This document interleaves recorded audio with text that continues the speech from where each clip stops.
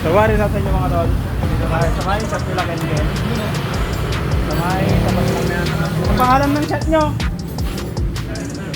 Promote na natin eh. Shop ni Ken. Magtono sila ng ECU na fixed bike version 4. Yan, dito sa motor ni Leonard. Siyempre ang ating solid na tuner, parang iba, si Bong. Ay mga tropa.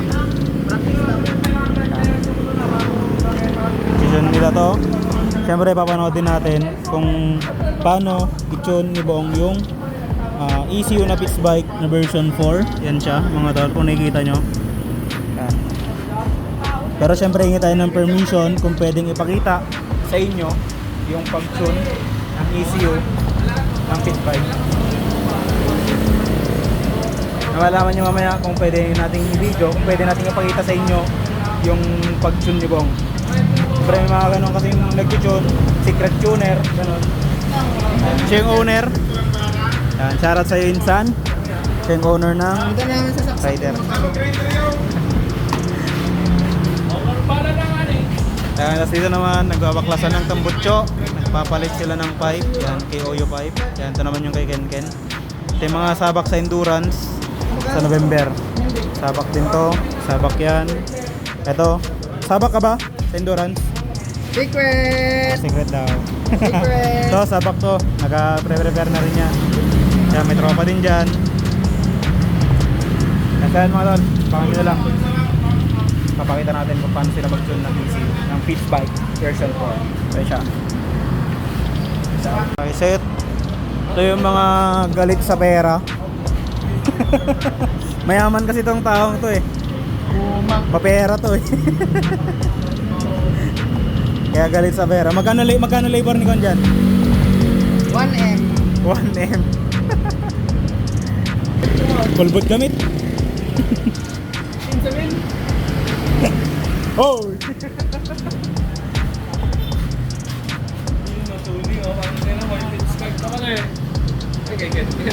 Galit sa pera. Sa akin. Sa kanya yan.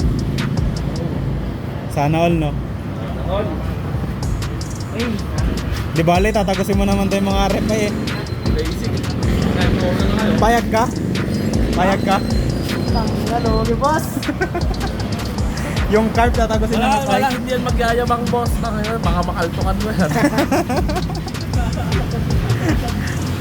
Hindi kung bakit galit yung admin namin. Kasi ito. Ito kasi nawala kasi ng isang araw to. Hindi nagparamdam sa amin. Kaya galit yung admin namin. Kala namin na Wala na yung patay. Kala namin kung ano nangyari. Go! Ayan mga tol, syempre yun yung app. Fixed bike, ECU. Pero ito, may hiniram tayong 1442 na sprocket. Kay Leonard din to, sa kanya to. Ayan, hiniram lang natin kasi nakakabit sa atin is 1443. Okay. Susubukan natin yung comparison ng 1443 sa 1442 kung ilan yung magiging top speed nitong 1442. Kasi yung top speed ng 1443 saka ako nire-reveal. Hindi naman tayo ganun kabilis nagpatakbo. Pero parang nakukulangan pa rin kasi syempre pag maglo-long ride or saba kami ng endurance, kailangan namin makuha yung pangduluan talaga.